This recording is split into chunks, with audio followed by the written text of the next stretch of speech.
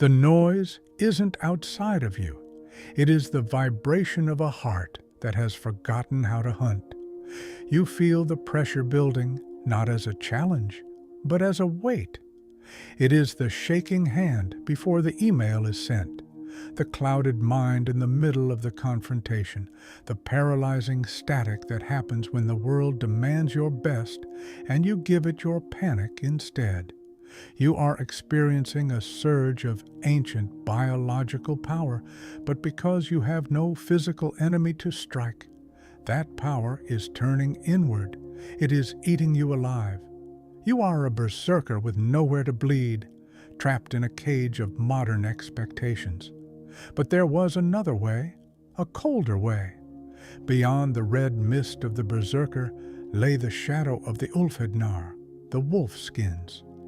History remembers the loud rage of the bear, but the forest feared the silence of the wolf. While others lost their minds to the madness of the battle, the Ulfhednar did the impossible. They wore the beast without becoming the prey. They didn't try to lower their heart rate. They sharpened their intent.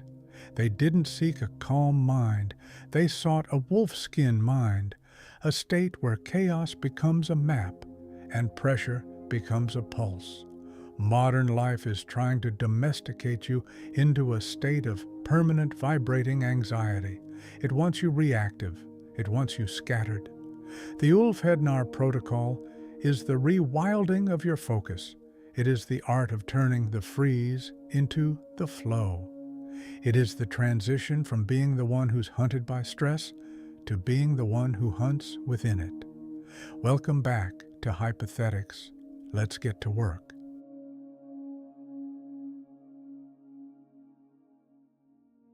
Quote 1. The fortress of the internal mind.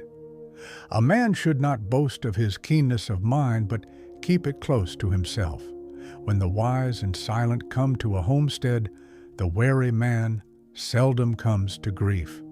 The Havamal, stanza 6. The Ulfhednar understood that the mind is the first and final line of defense, and its strength is preserved through absolute privacy.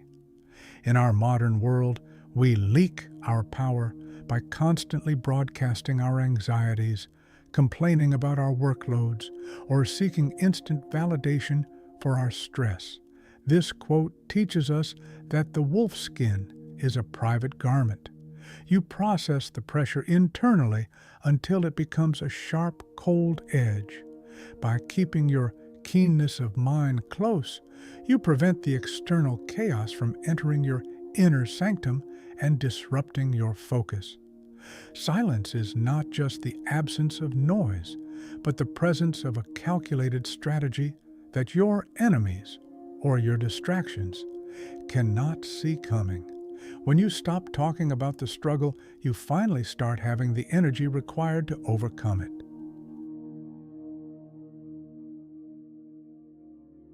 Quote 2. The protocol of selective observation. At every doorway, ere one enters, one should spy round, one should look round, for a man can never know for certain where enemies are sitting. The Havamal, stanza 1.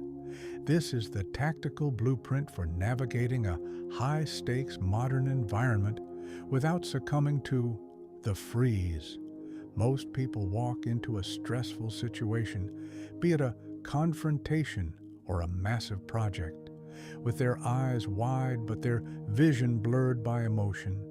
The Ulfhednar protocol demands a moment of spying round, a cold assessment of the terrain before a single move is made. This means mapping the digital or social battlefield, identifying the true threats, and ignoring the noise that doesn't actually matter.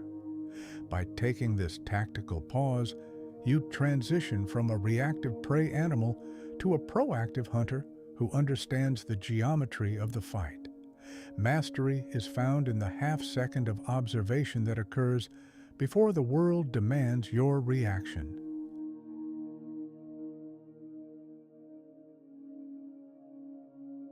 Quote 3.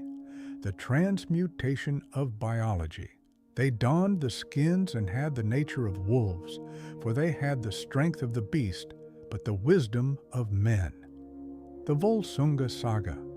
This describes the exact biological pivot required to turn modern anxiety into high-performance flow.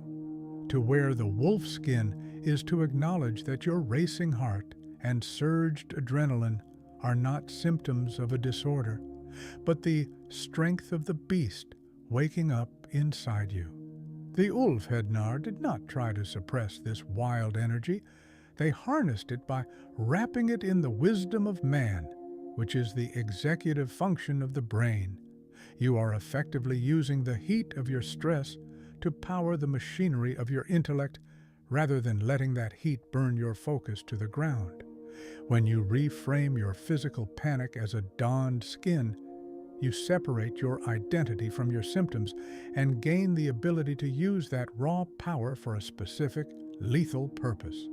It is the art of being the most dangerous person in the room because you are the only one who is comfortable with the beast inside.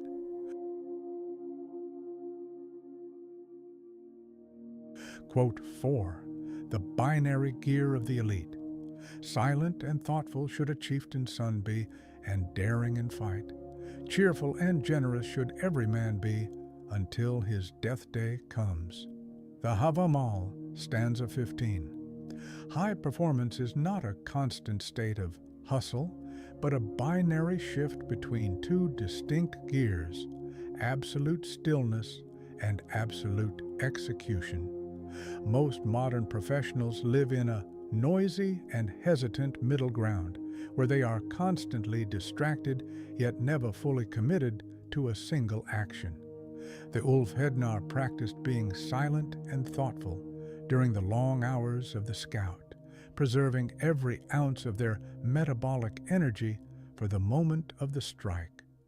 When the time for action arrived, they flipped the switch to daring, moving with a level of intensity that was only possible because of the silence that preceded it. This quote reminds us that your daring in the face of a deadline or a crisis is directly proportional to how well you can maintain your thoughtful silence when the pressure starts to rise. You must learn to inhabit the stillness so that your movement, when it finally comes, is unstoppable.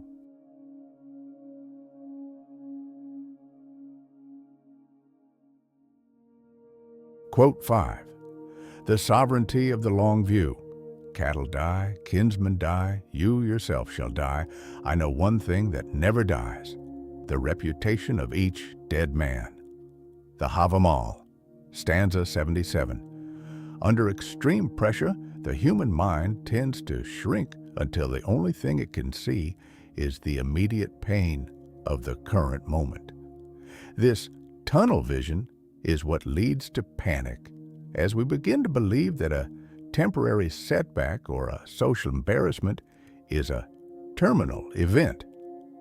The Ulfhednar broke this cycle by maintaining a high-altitude perspective, anchoring their actions not in the comfort of the moment, but in the endurance of their reputation. When you realize that your physical discomfort and your temporary fears are as fleeting as dying cattle, you are suddenly freed from their grip. You stop performing for the sake of survival and start performing for the sake of your own code, which is the only thing that survives the fire. This is the ultimate flow state hack. When you stop caring about the risk to your comfort, you become entirely focused on the quality of your execution.